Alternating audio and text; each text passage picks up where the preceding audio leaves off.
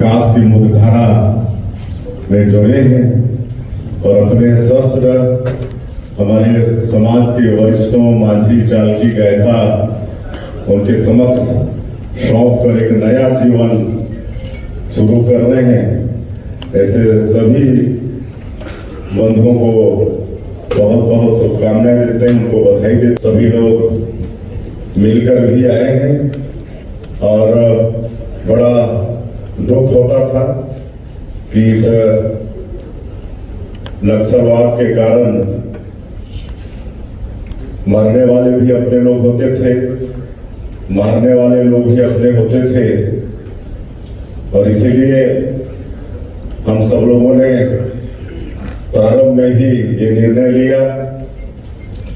हमारे देश के यशस्वी प्रधानमंत्री जी से प्रेरणा लेके देश के यशस्वी गृह मंत्री जी, हमारे प्रदेश के गृह मंत्री जी, हम लोग इसका समाधान होना चाहिए।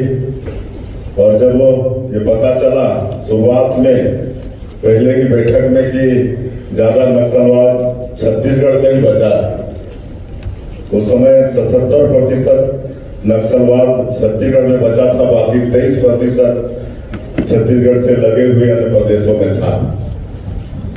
उसी समय से हम लोगों ने निर्णय लिया कि इसका समाधान होना चाहिए और हमारे गृह मंत्री जी कई प्रदेशों में गए, वहां की जो पुनर्वास नीति थी उसका अध्ययन किए और एक अच्छा से अच्छा पुनर्वास नीति हम लोग बनाए और आह्वान भी किए हमारे भाइयों से, भटके हुए भाइयों से कि आप लोग हिंसा का रास्ता छोड़िए। हिंसा से कोई किसी का भला होने वाला नहीं है, संवाद करिए और विकास की मुख्यधारा से जुड़िए। ये शुरू से ही आह्वान था और लगातार हमारी पुनर्वास नीति और आह्वान इस पर विचार करते हुए आत्मसमर्पण हमारे भटके हुए भाई लोग कर रहे थे।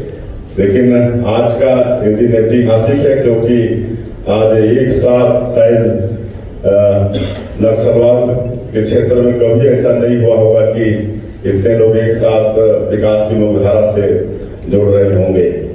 और नई पुनर्वास नीति हमारे गृह मंत्री जी बताएंगे कि बहुत उसमें अच्छा है। जो भी विकास की मुख्यधारा से जुड़ रहे हैं उनको हम लोग आर्थिक मदद भी 3 साल तक करने वाले हैं।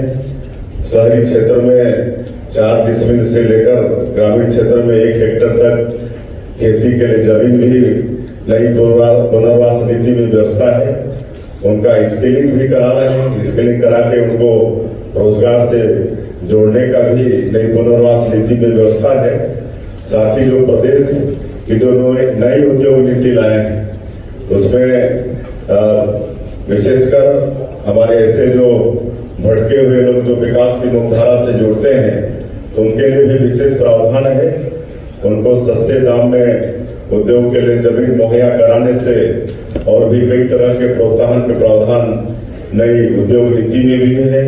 इनके लिए अलग से हम लोग माननीय प्रधानमंत्री जी से, गृह मंत्री जी से निवेदन करके इनको रहने के लिए मकान उपलब्ध कराने की दृष्टि से 15,000 प्रधानमंत्री आवास योजना भी स्वीकृत कराए हैं।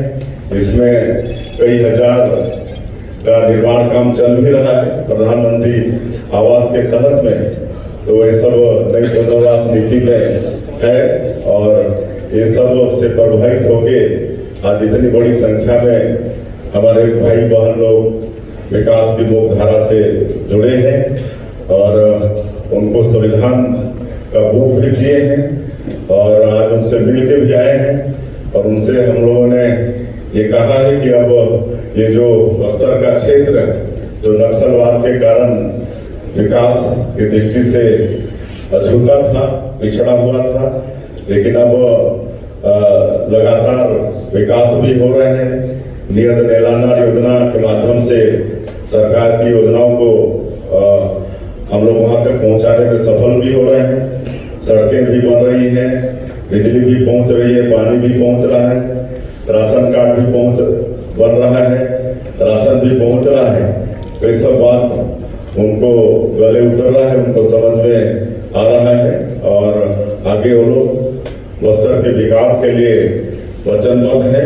तो आज का ये दिन बड़ा ऐतिहासिक दिन है। मैं फिर से एक बार जो 210 हमारे भाई जो अपने बीच के हैं, जो रास्ता भटक गए थे, आज वो विकास की मुख्यधारा से जुड़ रहे हैं, उनको बहुत बहुत बधाई शुभकामना देते हैं और सरकार उनके उज्जवल भविष्य के लिए उनका जीवन आगे ठीक से चले, इसके लिए जो भी प्रयत्न होगा वो सरकार करेगी।